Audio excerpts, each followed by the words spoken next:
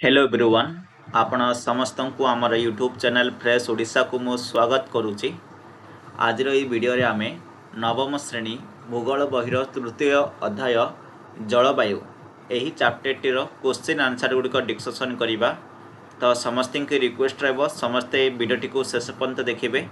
वीडियोटी को शेष पर्यंत देखले कंप्लीट क्वेश्चन आंसर गुड़िक बुझीपर एवं ठीक से लिखिपर। एवं जो मैंने आम चैनल नुआ कर समस्ते व्हाट्सएप ग्रुप रे जॉइन हो जाओ। व्हाट्सएप ग्रुप रो लिंक तुमको ये वीडियो डिस्क्रिप्शन बॉक्स रे मु दे देछि। व्हाट्सएप ग्रुप रे जॉइन होबार बेनिफिट कौन रही सेठारे तुमको इंपोर्टेंट क्वेश्चन हो नचे जो आज डिस्कसन करवा तार पीडीएफ हो से सब तुम से ग्रुप रे ही मिल पार। ठीक अच्छे एवं तो समस्ते व्हाट्सएप ग्रुप रे जॉइन हो। तो चलतु देरी करवानी स्टार्ट करना क्वेश्चन आंसर तृतीय अध्याय जलवायु। ओके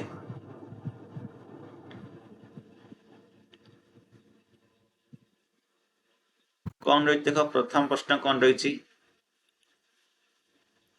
निम्नलिखित प्रश्न गुड़िकर उत्तर संक्षेप लेख। प्रथम क्वेश्चन है अंतःक्रांतीय अभिसरण क्षेत्र कहले तुम्हें कौन बुझ। अंतःक्रांतीय अभिसरण क्षेत्र आईटीसी जेड कहले तुम्हें कौन बुझ। विषुव रेखा निकटरे थिबा निर्मचाप वलय जेउठारे उत्तर पूर्व दक्षिण पूर्व वाणिज्य वायु परस्पर सहित मिलित हुअन्ति ताहाकू अंतःक्रांतीय अभिसरण क्षेत्र बोली कहुए जोटा कि आईटीसी जेड। ओके आउथर कहबी विषुव रेखा निकटरे थिबा निर्मचाप वलय जेउठारे उत्तर पूर्व दक्षिण पूर्व वाणिज्य वायु परस्पर सहित मिलित होइथांती ताहाकू अंतःक्रांतीय अभिसरण क्षेत्र बोली कहा जाए। 2 नंबर क्वेश्चन ख नंबर एल निनो स्रोत केउ महासागर रे प्रवाहित हुए। एल निनो स्रोत केउ महासागर रे प्रवाहित हुए। उत्तर होची एल निनो स्रोत प्रशांत महासागर रे प्रवाहित होची। कोटे प्रशांत महासागर रे प्रवाहित होची पेरू उपकूल निकट रे।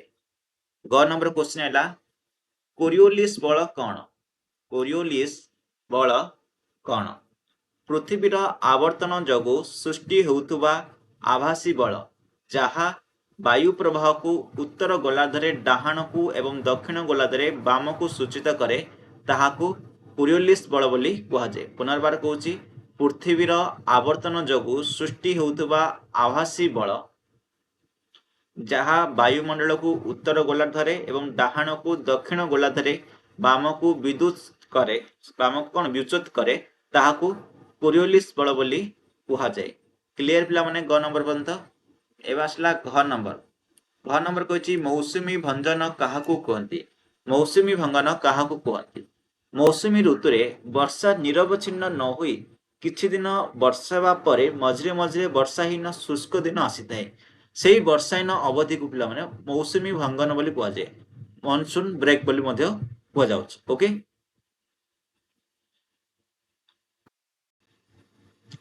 1 नंबर क्वेश्चन कौन कही प्राकृतिक विपर्यय कहले तुम्हें कौन बुझ।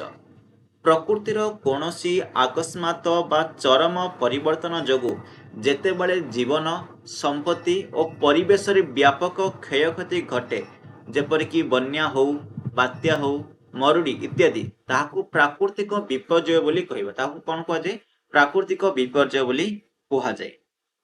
एवं 6 नंबर क्वेश्चन जा 6 नंबर क्वेश्चन कौन मौसुमी वायुर विशेषत्व कौन। मौसुमी वायुर विशेषत्व कौन। मौसुमी वायु एक ऋतुकालीन पवन जार गतिपथ ऋतु परिवर्तन सहित संपूर्ण ओलटि जाए। मौसुमी वायु एक ऋतुकालीन पवन जार गतिपथ ऋतु परिवर्तन सहित संपूर्ण ओलटि जाए एवं यार आगमन तथा वृष्टिपात अनियमित एवं अनिश्चित होता है। बुझिल ताकू मौसुमी वायु विशेषत्व होची एगुडा। ओके क्लियर पिला माने 1 नंबर। एबे जिबा 2 नंबर। 2 नंबर कौन कही कारण दर्शाओ। क नंबर क्वेश्चन कही कि दक्षिण पश्चिम मौसुमी वायु द्वारा वृष्टिपात पूर्वर पश्चिम को उत्तर भारतर समतल अंचल क्रमशः ह्रास पाई थाए। कारण दर्शावा कही कारण कौन कारण होची बंगोपसागरीय शाखा पूर्व भारत पश्चिम आड़ को गति कला बेले जलीय बाष्प परिमाण क्रमशः कमी जाए तेणु पूर्वर पश्चिम वृष्टिपातटी ह्रास पाई था। ठीक अच्छे एवं जीवा ख नंबर ख नंबर कौन कह राजस्थान उत्तर पश्चिमांश मरुभूमि सृष्टि होइछि। राजस्थान उत्तर पश्चिमांश मरुभूमि सृष्टि होइछि काहींकि देख आरावली पर्वतमाला आरब सागरीय मौसुमी पवनर दिग सहित समांतराल भाव रही यह पवन को अटकाई वर्षा कराई पारे नाही तेणु सेठार वृष्टिपात अत्यंत कम होई मरुभूमि सृष्टि होछि। ख नंबर भी क्लियर पिला माने ओके जहाँ को भी स्पीड लगुच भिडियोटा टिके स्लो करदेव देखिए जदि न बुझला ताको बैक करी मते टिके देखि पारिबो। ओके जदि पीडीएफ चाहछो ग्रुप रे जॉइन हो जाओ पीडीएफ मिल जिवो। देन ग नंबर आसला तमिलनाडु उपकूल रे दुईटी वर्षा ऋतु देखा जाए काहेकि तमिलनाडु उपकूल रे दुईटी वर्षा ऋतु देखा जाए काहेकि कारण एही अंचल ग्रीष्म काल रे दक्षिण पश्चिम मौसुमी वायुर किछि वृष्टिपात पाए एवं शीत काल रे प्रत्यावर्तनकारी उत्तर पूर्व मौसुमी वायुर प्रभाव रे अधिक वर्षा लाभ करे सेतिपई तमिलनाडु उपकूल रे दुईटी वर्षा ऋतु देखा जाए। एबे जिबा घ नंबर क्वेश्चन कौन कह घ नंबर क्वेश्चन उत्तर पश्चिम समतल अंचल शीत ऋतु वृष्टि पाए। ओके कहीं देख भूमध्यस्थ सागर उत्पन्न होता पश्चिम झड़ जोटा कि वेस्टर्न डिस्टर्बांस बोले हम कहते भारतर उत्तर पश्चिम भाग में प्रवेश कर शीत दिनिया वृष्टिपात करिथाए। ओडिशार कलाहांडी जिले में अधिकांश वर्ष मरुड़ी पड़े कहीं ओडिशार कलाहांडी जिले में अधिकांश दिन मरुड़ी पड़े कहीं देख तीन टा जलभाग अच्छी आरब सागर बंगोपसागर भारत महासागर द्वारा जो घेरी रही सामुद्रिक प्रभाव जो एठारे चरम जलवायु देखा जाए ना। ओके ओ नंबर कौन होची पूर्व उपकूल त्रिकोण भूमि क्रांतीय बात्या द्वारा प्रायतः आक्रांत होता है।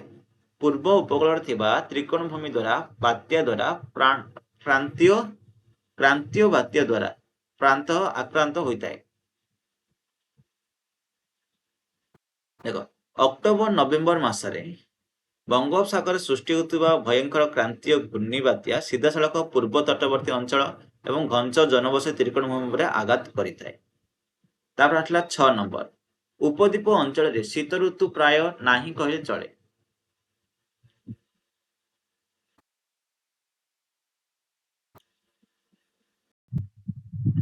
उपद्वीप अंचल रे शीत ऋतु प्राय देखा जाए नाही कहले चले कारण कौन देख उपद्वीपीय भारत तीन पटु समुद्र आरब सागर बंगोपसागर और भारत महासागर द्वारा घेरी रही एवं यह विषुव रेखार निकटवर्ती समुद्रर समप्रवाह जोगु शीत दिने एठारे तापमात्रा विशेष ह्रास पाए नाही। तापर आसला ज नंबर कौन कही मौसुमी वर्षा हजार हजार कृषकों नियमित कृषि कार्य को बेले बेले विपर्जय करे।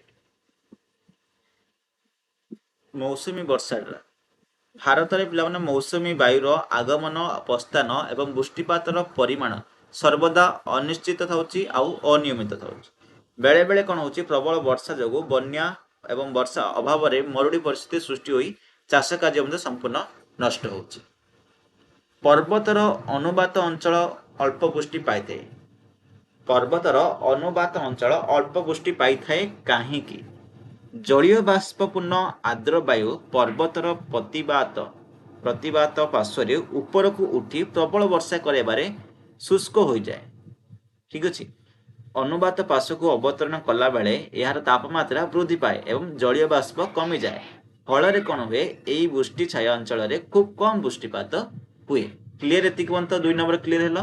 एबे जीवा 3 नंबर कौन कहछि एमसीक्यू वाला माने निर्मरे दिया जाइथिबा प्रश्न गुड़िकर 4 गोटी मध्यरु सठिक उत्तरटी बाछिकरी लेख। 3 र क मौसुमी वायु केबे भारतर मुख्य स्थल भागरे पहुंची थाए जून मास आरंभ रे पहुंचे कोठे जून मास आरंभ रे जोडे कि केरल उपकूल रे साधारणतः पहुंची थाए। पृथ्वीर सबुठारु अधिक वृष्टिपात हेउथुबा स्थान केउटी पृथ्वीर कहिछि पृथ्वीर ऑप्शन 3। ତାପରେ ହେଲା ଗ ନମ୍ବର, କାଳ ବୈଶାଖୀ କେଉଁ ରାଜ୍ୟରେ ଦେଖାଯାଏ? ଆସାମ, ପଶ୍ଚିମବଙ୍ଗ, ଅରୁଣାଚଳ ପ୍ରଦେଶ, ମଣିପୁର। ପଶ୍ଚିମବଙ୍ଗ ଦେଖାଯାଏ। ଠିକ ଅଛି, କାଳ ବୈଶାଖୀ। ତାପରେ ହେଲା ପାର୍ଥକ୍ୟ ଦଶ, ପାଗ ଓ ଜଳବାୟୁ ମଧ୍ୟରେ ପାର୍ଥକ୍ୟ କ'ଣ ଅଛି? ଦେଖ, ପାଗ ମାନେ କ'ଣ? କୌଣସି ଏକ ନିର୍ଦ୍ଦିଷ୍ଟ ସ୍ଥାନ ଓ ସମୟର ବାୟୁମଣ୍ଡଳ ଅବସ୍ଥା, ଯେପରିକି ତାପମାତ୍ରା ହଉ, ଚାପ ହଉ, ଆର୍ଦ୍ରତା, ସେଗୁଡ଼ିକ ହେଉଛି ପାଗ।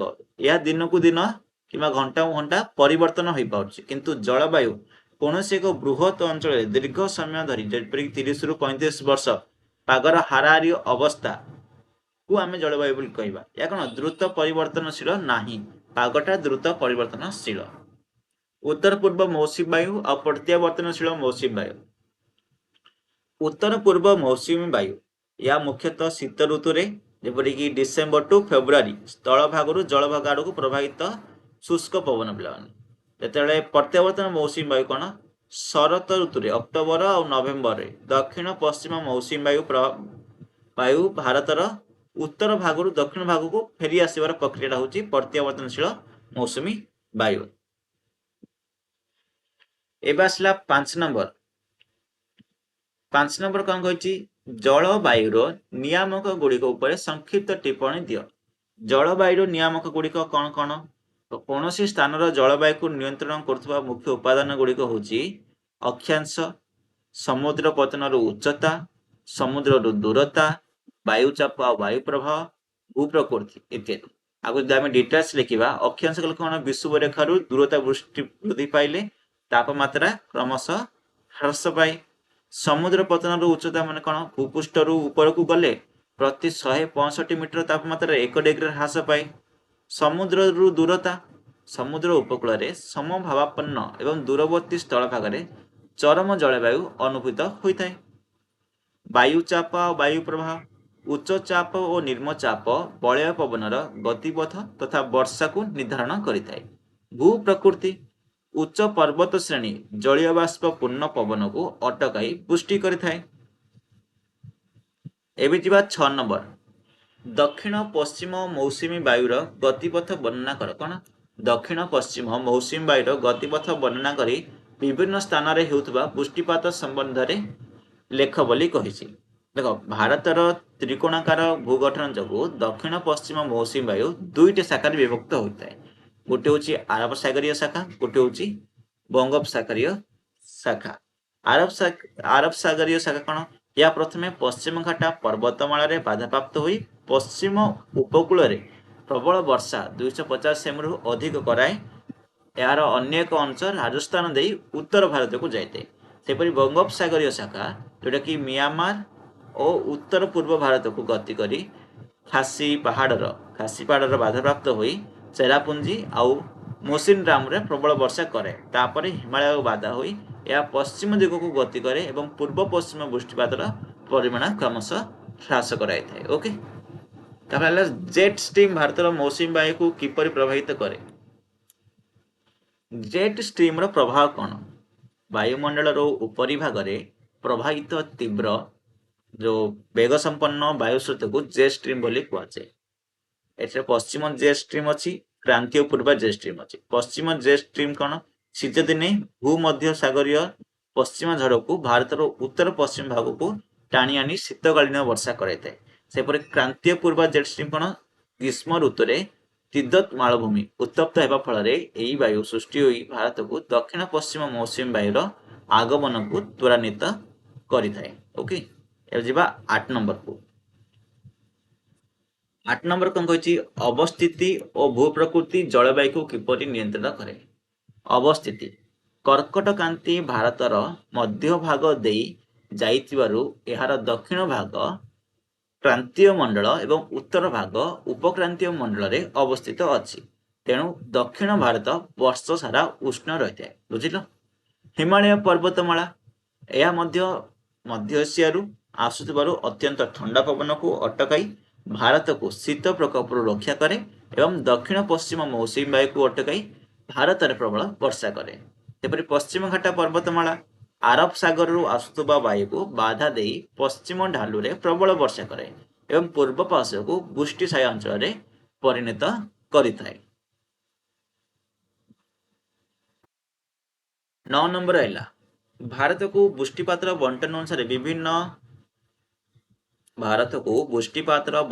ଅନୁସାରେ ବିଭିନ୍ନ ଅଞ୍ଚଳରେ ବିଭକ୍ତ କରି ତାର ସମ୍ବନ୍ଧରେ ସଂକ୍ଷିପ୍ତରେ ଲେଖ ବୋଲି ସେ କହିଛି। ପ୍ରଥମେ ଦେଖ ନିମ୍ନ ବୃଷ୍ଟିପାତ ଅଞ୍ଚଳ, ମଧ୍ୟ ବୃଷ୍ଟିପାତ ଅଞ୍ଚଳ, ଅତ୍ୟଧିକ ବୃଷ୍ଟିପାତ ଅଞ୍ଚଳ ଆଉ ବୃଷ୍ଟି ବିରଳ ଅଞ୍ଚଳ। ଯୋଉଠି 200 ସେମିରୁ ଅଧିକ ସେଟା ହଉଛି ଅଧିକ ବୃଷ୍ଟିପାତ ଅଞ୍ଚଳ। ପଶ୍ଚିମ ଉପକୂଳ ଭୂମି, ଉତ୍ତର ପୂର୍ବାଞ୍ଚଳ ପାହାଡ଼ିଆ ଅଞ୍ଚଳ, ଆଣ୍ଡାମାନ ନିକୋବର ଦ୍ୱୀପପୁଞ୍ଜ ଏଗୁଡିକ। ମଧ୍ୟମ ବୃଷ୍ଟିପାତ ଅଞ୍ଚଳ କ'ଣ? ବିହାର, ପଶ୍ଚିମବଙ୍ଗ, ଓଡ଼ିଶା, ଉତ୍ତରପ୍ରଦେଶ, ପୂର୍ବ ଭାଗ ଏସବୁ ଆନ୍ଧ୍ରପ୍ରଦେଶ। ନିମ୍ନ ବୃଷ୍ଟିପାତ ଅଞ୍ଚଳ ମହାରାଷ୍ଟ୍ର, ମଧ୍ୟପ୍ରଦେଶ, କର୍ଣ୍ଣାଟକା, ଦକ୍ଷିଣାତ୍ୟ ମାଳଭୂମିର ଆଭ୍ୟନ୍ତରୀଣ ଅଂଶ ଗୁଡ଼ିକ। ବୃଷ୍ଟି ବିରଳ ଅଞ୍ଚଳ କୋଉଟା? ଥର ମରୁଭୂମି, ରାଜସ୍ଥାନ, ଗୁଜରାଟର କଚ୍ଛ ଅଞ୍ଚଳ, ଲଦାଖର ଶୀତଳ ମରୁଭୂମି ଏଗୁଡିକ। ଓକେ, ଭାରତରେ ଅନୁଭୂତ ହେଉଥିବା ଋତୁ ଗୁଡ଼ିକ ବିଷୟରେ ଲେଖ। 10 ନମ୍ବର ଓବିୟସଲି ତୁମେ ଜାଣିଛ ଭାରତରେ ଅନୁଭୂତ ହେଉଥିବା ଋତୁ ଗୁଡ଼ିକ ମୁଁ ଆଉ କହୁନି। ଶୀତ ଋତୁ ଡିସେମ୍ବରରୁ ଫେବୃଆରୀ, ଗ୍ରୀଷ୍ମ ଋତୁ ମାର୍ଚ୍ଚ ଆଉ ମେ, ଦକ୍ଷିଣ ପଶ୍ଚିମ ମୌସୁମୀ ବା ବର୍ଷା ଋତୁ ହେଉଛି ଜୁନରୁ ସେପ୍ଟେମ୍ବର, ଶରତ ଋତୁ ହେଉଛି ଅକ୍ଟୋବରରୁ ନଭେମ୍ବର। ଓକେ, ତାପରେ ଯିବା 11 ନମ୍ବର। 11 ନମ୍ବର କ'ଣ କହିଛି? ଭାରତରେ ମୌସୁମୀ ଜଳବାୟୁ ଦେଖା ଦେଉଥିଲେ ହେ ସ୍ଥାନର ଅନୁସାରେ ଜଳବାୟୁର ବିଭିନ୍ନତା ଦେଖାଯାଏ, ଆଲୋଚନା କର ବୋଲି ସେ କହିଛି। ଦେଖ, ସମଗ୍ର ଭାରତ ମୌସୁମୀ ଜଳବାୟୁ ଅନ୍ତର୍ଭୁକ୍ତ ହେଲେ ମଧ୍ୟ ବିସ୍ତୃତ ଆକାର ଆଉ ଭୂପ୍ରକୃତି ଯୋଗୁଁ ଆଞ୍ଚଳିକ ପାର୍ଥକ୍ୟ ଜଣା ପଡ଼ିବ। ତାପମାତ୍ରାରେ ଭିନ୍ନତା ରହିବ, ଯେପରିକି ଗ୍ରୀଷ୍ମ ଦିନେ ରାଜସ୍ଥାନରେ ତାପମାତ୍ରା 50 ଡିଗ୍ରୀ ଟପି ଯାଉଥିବା ବେଳେ କାଶ୍ମୀରରେ ତାହା 20 ଡିଗ୍ରୀ ରହୁଛି। ଶୀତ ଦିନେ ଲଦାଖରେ 45 ଡିଗ୍ରୀ ହେଉଥିବା ବେଳେ ଚେନ୍ନାଇ କିମ୍ବା ସେଗୁଡିକ କ'ଣ 20 ଡିଗ୍ରୀ ରହୁଛି। ଓକେ, ବୃଷ୍ଟିପାତର ମଧ୍ୟ ଅଲଗା ଅଲଗା ରହୁଛି। ମେଘାଳୟର ବାର୍ଷିକ ପ୍ରାୟ 1141 ସେମି ବର୍ଷା ହେଉଥିବା ବେଳେ ପଶ୍ଚିମ ରାଜସ୍ଥାନରେ ଜୈସଲମେର ଯୋଉ ରହିଛି ସେଠାରେ 10ରୁ 12 ସେମି ବର୍ଷା ହେଉଛି। ସିନ୍ଧି ମୌସୁମୀ ବର୍ଷାର ଉପଦେୟତା 12 ନମ୍ବର କ୍ୱେଶ୍ଚିନ୍ ହେଲା। ମୌସୁମୀ ବର୍ଷାରେ କ'ଣ କ'ଣ ଉପାଦେୟ ଦେଇଛି? ଦେଖ, କୃଷିର ମୂଳଦୁଆ ହେଉଛି ମୌସୁମୀ ବର୍ଷା। ଭାରତ ହେଉଛି ଗୋଟେ କୃଷି ପ୍ରଧାନ ଦେଶ। ଖରିଫ ଫସଲ ଯେପରିକି ଧାନ ହଉ, ଝୋଟ ହଉ, ଆଖୁ ସମ୍ପୂର୍ଣ୍ଣ ଭାବେ ମୌସୁମୀ ବର୍ଷା ଉପରେ ହିଁ ନିର୍ଭର କରିଥାଏ। ଜଳ ଭଣ୍ଡାର ପୂର୍ଣ୍ଣ ହେଉଛି, ଜଳ ବିଦ୍ୟୁତ ଉତ୍ପାଦନ କରାଯାଉଛି, ଭୂଜଳସ୍ତର ବୃଦ୍ଧି ହେଉଛି। ଜଳ ବିଦ୍ୟୁତ ଯଦି ନଦୀ ବନ୍ଧ ଗୁଡ଼ିକ ପର୍ଯ୍ୟାପ୍ତ ଜଳ ଗଚ୍ଛିତ ହେବା ଫଳରେ କ'ଣ ହେଉଛି? ଜଳ ବିଦ୍ୟୁତ ଉତ୍ପାଦନ କରାଯାଉଛି। ଜଳ ଭଣ୍ଡାର ଗୁଡ଼ିକ ଯେପରି ନଦୀ, ନାଳ, ହ୍ରଦ, ବନ୍ଧ ମୌସୁମୀ ଜଳ ଦ୍ୱାରା ହିଁ ପରିଣତ ହେଉଛି। 13 ନମ୍ବର ମୌସୁମୀ ଜଳବାୟୁ କିପରି ଜନଜୀବନକୁ ପ୍ରଭାବିତ କରୁଛି ଉଦାହରଣ ସହିତ ଲେଖ ବୋଲି କହିଛି। ଦେଖ, ଅର୍ଥନୀତି ଆଉ ଜୀବିକା ପ୍ରଥମତଃ ରହିଲା। ଉତ୍ତମ ମୌସୁମୀ ବର୍ଷା ହେଲେ କୃଷି ଉତ୍ପାଦନ ବୃଦ୍ଧି ପାଏ, ଯାହା ଦେଶର ଖାଦ୍ୟ ନିରାପତ୍ତା ଓ ଅର୍ଥନୀତିକୁ ସୁଦୃଢ଼ କରେ। ସଂସ୍କୃତି ଆଉ ପର୍ବପର୍ବାଣୀ, ଭାରତର ଅଧିକାଂଶ ପର୍ବପର୍ବାଣୀ କୃଷି ଆଉ ଋତୁ ସହିତ ଜଡ଼ିତ। ଯେପରିକି ଓଡ଼ିଶାରେ ରଜ ପର୍ବ ମୌସୁମୀର ଆଗମନକୁ ସ୍ୱାଗତ କରିଥାଏ। ପ୍ରତିକୂଳ ପ୍ରଭାବ କ'ଣ ହେଉଛି? ମୌସୁମୀ ବିଳମ୍ବ ହେଲେ ମରୁଡ଼ି ଯୋଗୁଁ ଚାଷୀମାନେ ଆର୍ଥିକ ସଙ୍କଟରେ ପଡ଼ୁଛନ୍ତି ଏବଂ ଅତ୍ୟଧିକ ବର୍ଷା ହେଲେ ବନ୍ୟା ଯୋଗୁଁ ଘରଦ୍ୱାର ଧନଜୀବନ ନଷ୍ଟ ହେଉଛି। 2ଟା ପଏଣ୍ଟ କହିଲି। ତାପରେ ଯିବା 14 ନମ୍ବର। ଓଡ଼ିଶାର ଜଳବାୟୁ ସମ୍ବନ୍ଧରେ ଲେଖ। ଓଡ଼ିଶାର ଜଳବାୟୁ ସମ୍ବନ୍ଧରେ ଲେଖିବାକୁ କହିଛି। ଓଡ଼ିଶାର ଜଳବାୟୁ ମୁଖ୍ୟତଃ କ୍ରାନ୍ତୀୟ ଆର୍ଦ୍ର ଶୁଷ୍କ ଜଳବାୟୁ, ଟ୍ରୋପିକାଲ ମନସୁନ ବୋଲି କହୁଛନ୍ତି। ଠିକ ଅଛି, ଏହାର ବାର୍ଷିକ ହାରାହାରି ପ୍ରାୟ 145ରୁ 150 ସେମି ବୃଷ୍ଟିପାତ ହୁଏ, ଯାହାର ପ୍ରାୟ 80% ଜୁନରୁ ସେପ୍ଟେମ୍ବର ମାସରେ ମିଳିଥାଏ। ଉପକୂଳବର୍ତ୍ତୀ ଅଞ୍ଚଳରେ ସମୁଦ୍ର ଯୋଗୁଁ ସମଭାବାପନ୍ନ ଏବଂ ଆଭ୍ୟନ୍ତରୀଣ ପଶ୍ଚିମ ଓଡ଼ିଶାରେ ଗ୍ରୀଷ୍ମକାଳୀନ ପ୍ରଚଣ୍ଡ ଉତ୍ତାପ ଅନୁଭୂତ ହୋଇଥାଏ। ଅକ୍ଟୋବର ନଭେମ୍ବର ମାସରେ ବଙ୍ଗୋପସାଗରୀୟ ବାତ୍ୟା ଓଡ଼ିଶାର ଉପକୂଳରେ ବିଶେଷ ଭାବରେ ପ୍ରଭାବିତ କରେ। ଓକେ,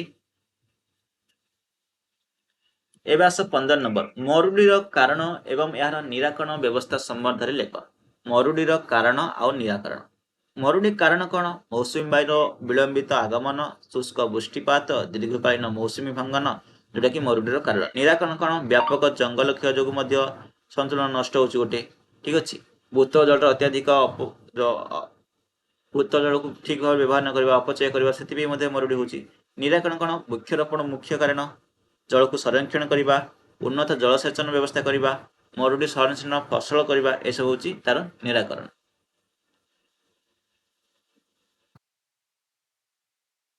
ଭାରତର ରେଖାଚିତ୍ର ମାନଚିତ୍ର ଅଙ୍କନ କରିକିରି ଏସବୁ ଦେଖେଇବାକୁ କହିଛି। ବୃଷ୍ଟି ବହୁଳ ଅଞ୍ଚଳ ଗୁଡ଼ା ଯୋଉଟାକି 200 ସେମିରୁ ଅଧିକ ହେଉଛି, ଯେପରି କହିଛି କେରଳ, କର୍ଣ୍ଣାଟକ, ଗୋଆ, ମହାରାଷ୍ଟ୍ର, ପଶ୍ଚିମବଙ୍ଗ ଢାଲୁ। ଠିକ ଅଛି, ଭାରତ ପଶ୍ଚିମ ଉପକୂଳ ପଟ୍ଟି। ତାପରେ ଉତ୍ତର ପୂର୍ବ ରାଜସ୍ଥାନରେ ମଧ୍ୟ ବୃଷ୍ଟି ବହୁଳ ଅଞ୍ଚଳ। ମଧ୍ୟମ ବୃଷ୍ଟି ଓଡ଼ିଶା, ପଶ୍ଚିମବଙ୍ଗ, ବିହାର, ଝାଡ଼ଖଣ୍ଡ ଏଗୁଡ଼ିକରେ। ବୃଷ୍ଟି ବିରଳ ରାଜସ୍ଥାନ, ଜାମ୍ମୁ କାଶ୍ମୀର, ଲଦାଖ ଏସବୁରେ କ'ଣ ସବୁ ବୃଷ୍ଟି ବିରଳ ଅଞ୍ଚଳ, ଯୋଉଟାକି 50ରୁ କମ୍ ହେଉଛି, 50 ସେମିରୁ କମ୍ ବୃଷ୍ଟିପାତ ହେଉଛି। ଆଶା କରୁଛି ତୁମେମାନେ ବୁଝିପାରିଥିବ ଚାପ୍ଟର 8ର କ୍ୱେଶ୍ଚିନ୍ ଆନ୍ସର ଗୁଡ଼ିକ। ଡିଟେଲ୍ସ ଯଦି ତୁମେ ଚାହୁଁଛ PDF ଆକାରରେ ଗ୍ରୁପ୍ରେ ଅଛି, ସେଟା ତୁମେ କଲେକ୍ଟ କରିପାରିବ। ଓକେ, ଗ୍ରୁପ୍ର ଲିଙ୍କ୍ ଏ ଭିଡ଼ିଓର ଡେସ୍କ୍ରିପସନ୍ ବକ୍ସରେ ଦେଇଦେଇଛି। ଭିଡ଼ିଓ ଭଲ ଲାଗିଥିଲେ ଭିଡ଼ିଓ ଲାଇକ୍ କରନ୍ତୁ, ସେୟାର କରନ୍ତୁ ଏବଂ ସବସ୍କ୍ରାଇବ୍ କରନ୍ତୁ।